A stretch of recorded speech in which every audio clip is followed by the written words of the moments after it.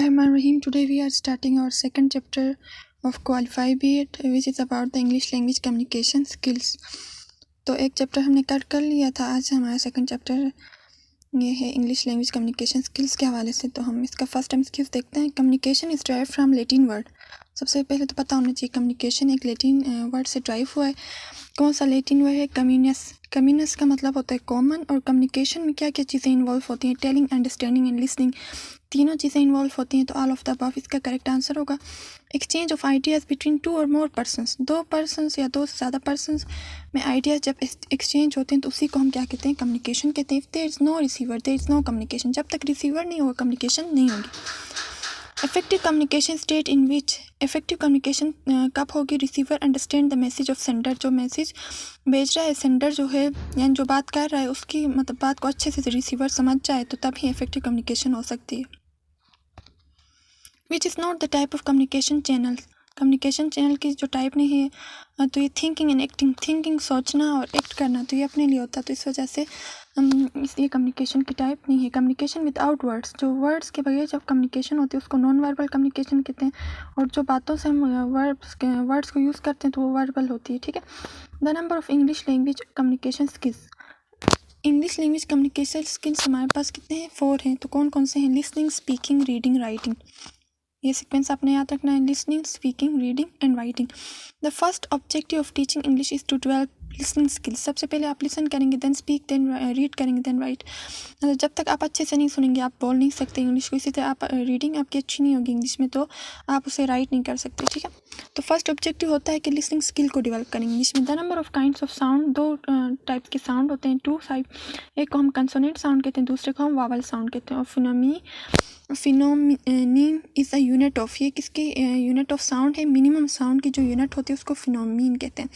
Which one is not the articulator, articulator face articulator नहीं है, जबकि टंग, लिप्स और टिथ ये एक दूसरों के साथ मूवमेंट करते हैं तो ये आर्टिकुलेटर्स हैं। ठीक है। फेस आर्टिकुलेटर नहीं है। Altering with the force of breath is, force of breath की बात करते हैं तो उसको हम स्ट्रेस कहेंगे। Number of branches of phonetics की कितनी ब्रांचेस हैं? 3 ब्रांचेस हैं। Phonology is the study of how sounds are organised. ठीक है। हम साउंड्स के बारे में फोनोलॉजी में पढ़ते हैं कि साउंड्स को कैसे ऑर्गेनाइज किया जाता है। जो हाईएस्ट लेवल होती है लिंग्विस्टिक्स के अंदर उसको हम फोनेटिक्स कहते हैं। The number of vowels in English, English में वावल्स हमारे पास 5 हैं, A, E, I, O, U। ठीक है। द नंबर ऑफ कॉन्सोनेंट्स जितने टोटल 26 अल्फ़ाबेट्स हैं उनमें से 5 हमारे पास वावल्स होंगे तो 21 हमारे पास कॉन्सोनेंट्स होंगे। The conversion of spoken words into written language, जो स्पोकन जो बोल रहे हैं उसी को रिटन लैंग्वेज में कन्वर्ट करना इसको कहते हैं transcription. The degree of force with which a word is uttered, कितनी आप ज़ोर से या कोई अल्फाज कितनी उससे अदा कर रहे हैं तो उसको कहते हैं स्ट्रेस। ठीक है।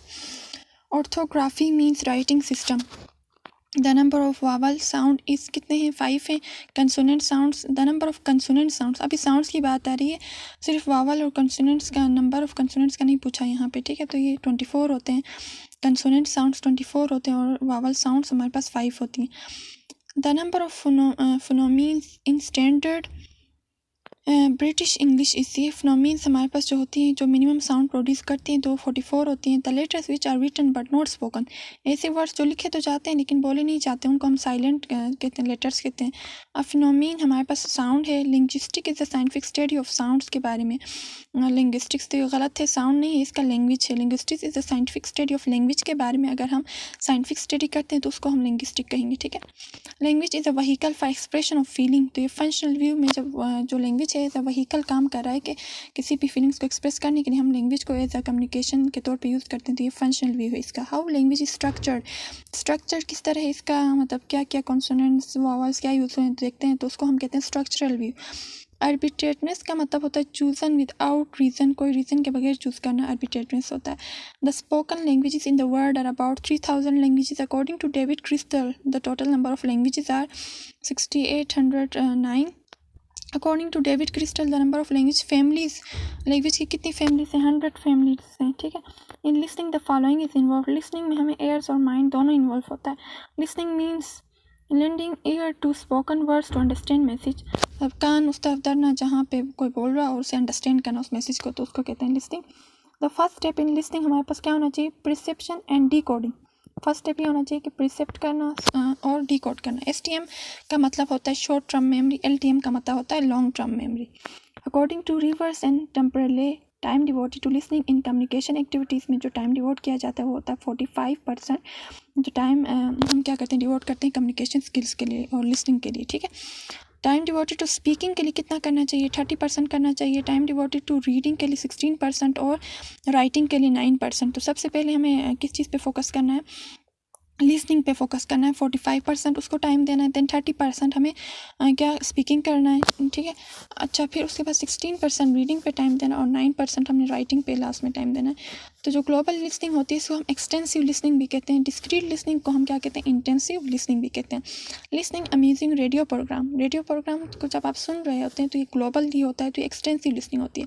लिसनिंग पब्लिक अनाउंसमेंट, जो पब्लिक अनाउंसमेंट होती है तो ये क्या होती है, डिस्क्रीट होती है, उसके लिए होती है, एक प्रॉपर प्लेस के लिए होती है। इंटेंसिव लिसनिंग होती है। डिक्टेशन मीन्स, डिक्टेशन का मतलब होता है टेस्ट ऑफ राइटिंग का टेस्ट जो होता है एंड स्पेलिंग्स वगैरह उसका टेस्ट जो होता है उसको हम डिक्टेशन कहते हैं। क्लोज का मतलब होता है जो मिसिंग पार्ट, जैसे फिलिंग द ब्लैंक्स के अंदर होते हैं, दरमियान में लिखा होता है टेक्स्ट और दरमियान में कुछ फिलिंग द ब्लैंक्स छोड़ दिए जाते हैं कि यहाँ क्या आ सकता है, तो उसको हम क्लोज कहते हैं, मिसिंग पार्ट को। Which one is not authentic material, क्या which one is the authentic material. अच्छा, अथेंटिक मटीरियल क्या है इनमें से, रियल लाइफ इज़ अथेंटिक, ठीक है। जो हम खुद एक्सपीरियंस करके फिर जो सीखते हैं तो ये अथेंटिक होता है। जबकि बुक्स, लाइब्रेरी, मैगजीन ये भी हो सकती हैं कुछ हद तक, लेकिन इसमें भी वेरिएशंस आ सकती हैं। रीडिंग मीन्स, रीडिंग का मतलब होता है रिकॉग्नाइज करना एंड देन कंप्रीहेंड करना। Intonation is the use of tunes, different tunes को यूज़ करते हैं तो इसको इंटोशन कहते हैं। Skimming is a type of reading, ये जो सरसरी सी रीडिंग ऊपर से रीडिंग करते हैं तो उसको हम स्किमिंग कहते हैं। Reading quickly to know what is it about, बस जस्ट किस चीज़ के बारे में है, जस्ट उसको समझने के लिए, टॉपिक को समझने के लिए हम ऊपर से जो रीडिंग करते हैं उसको हम स्किमिंग कहते हैं। Scanning means reading quickly to know specific piece of information. Scanning यानी जो हमें प्रॉपर एक पीस ऑफ इन्फॉर्मेशन चाहिए उसको स्कैन करते हैं, ठीक है, तो उसको कहते हैं scanning. Which of the titles fits the text best, title एक टेक्स्ट है उसका टाइटल इसके लिए कौन सा अच्छा रहेगा, उसके लिए हम क्या करते हैं, स्किमिंग करते हैं। इसके बाद है see the time table and tell the break time is the example of. हम टाइम टेबल को देखना है और ब्रेक टाइम को देखना है तो हम जस्ट स्कैन करेंगे कौन से एरिया में ब्रेक टाइम लिखा हुआ है तो वो स्कैनिंग में आएगा, ठीक। Reading the question paper in the examination hall in the example of. Question paper को जब एग्जामिनेशन हॉल में बैठ के हम रीड कर रहे होते हैं समझने के लिए तो वो होता है इंटेंसिव रीडिंग होती है, ठीक है। Novel reading is an example of, जो नॉवल रीडिंग होती है, कोई न्यू रीडिंग आप करते हैं तो एक्सटेंसिव रीडिंग होती है। 3 आवर्स स्टैंड फॉर 3 आवर्स के मतलब क्या है, read, recall and review. First read then recall and then review, ठीक है। Recall, read, recall and then review. In S Q 3 are, S Q 3 are में एस का मतलब क्या होता है, सर्वे। क्यों का मतलब क्या होता है हमारे पास, क्वेश्चन, सर्वे क्वेश्चन। फिर उसके बाद पंचुएशन का मतलब होता है मार्किंग, मार्क्स जो होते हैं जैसे full stop, colon, semi colon, question marks. Which one is correct spelling, correct spelling कौन सी है, तो ये फॉर गेटिंग, ये बी वाली करेक्ट है, ठीक है, फॉर गेटिंग। इसके बाद विच one is the correct spelling, तो सुप्रिटेंट, ये लास्ट वाली डी वाली करेक्ट है। कॉलेज, कॉलेज हमारे पास नाउन है, यू इज़ प्रोनाउन है। स्ट्रॉन्ग हमारे पास एडजेक्टिव होता है। Read is a verb, and is a conjunction. What a fine day it is, तो ये एक्सक्लेमेटरी सेंटेंस है जिसमें लास्ट में हमारे पास एक्सक्लेमेशन मार्क होता है। मे यू लिव लॉन्ग, अभी ये दुआ दे रहा है तो ये ऑप्टेटिव सेंटेंस है। इज़ अ, ये पूछा गया है तो ये क्या है, ऑप्टेटिव सेंटेंस है। Ahmad is going to school, तो ये एक सिंपल सेंटेंस है, असर्टिव सेंटेंस है, ठीक है। Phonematics is a study of sounds, English pronunciation is very systematic. Consonants are produce with some friction in the mouth, ये मंथ नहीं है, ठीक है। Consonants are produce with some friction in the mouth है। Articulatory जो phonetics होते हैं deal with the way how speech sounds are produced. A good hand out should have parts, तो उसके कितने पार्ट्स होने चाहिए, 3 पार्ट्स होने चाहिए, ठीक है।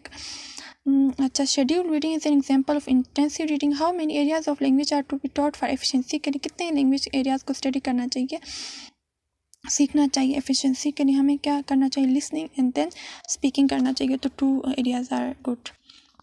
द वे, डिसमे इज अ, डिसमे हमारे पास क्या है, मायूस होना, तो ये एडजेक्टिव है, ठीक है।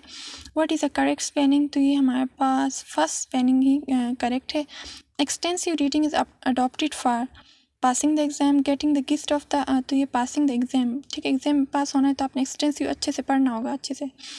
Cartoons can be use in the class, cartoons use कर रहे हैं तो teaching them to draw pictures को वो करने के लिए, ठीक है। द वर्ड सिंसियरली जो है ये एडवर्ब है. You are the luckier than I. You are the luckier, तो you are luckier than I होगा, द नहीं लगेगा इसके साथ. He is too shy to meet. He is too shy to meet यानी, तो इसमें क्या कह रहे हैं, he is too shy to meet anybody. Bad student never work hard, तो वर्क आएगा इसमें. What is the total number of diphthongs in English language में कितने डिफर्थेंस होते हैं, ये होते हैं 8. The rise and fall of the pitch of our voice, तो इसको इंटोनेशन कहते हैं. पिच कभी बढ़ जाना कभी कम होना आवाज़ का, तो इसको इंटोनेशन कहते हैं. अभी यहाँ लेसन भी दिया हुआ, इसमें क्या है देखते हैं. The common thing in gym and the watch chain was. Common thing gym और वॉच चेन में शायद इंग्लिश के कुछ स्पेसिफिक चैप्टर्स लिए फिर उनसे शायद कुछ ही लिया है, तो इसको हम नहीं करते. ठीक है, ये स्पेसिफिक कोई चैप्टर्स है इंग्लिश में आई थिंक सो, देन उनसे लिया है. तो इट्स बेटर कि वी कैन स्किप, ये ना हो कि हमसे गलत हो जाए और गलत इन्फॉर्मेशन आगे प्रोवाइड हो. तो आज के लिए इतना ही काफ़ी है. हम इंशाल्लाह कल 3rd चैप्टर स्टार्ट करेंगे जो मेथड्स ऑफ टीचिंग के हवाले से. तो ये काफ़ी इंपॉर्टेंट है किसी भी टीजीटी वगैरह और लेक्चरर एजुकेशन के एग्ज़ाम के लिए, तो हम इसको फिर देखेंगे इंशाल्लाह. आज के लिए इतना ही काफ़ी है. दुआ में याद रखिएगा. अल्लाह हाफिज़.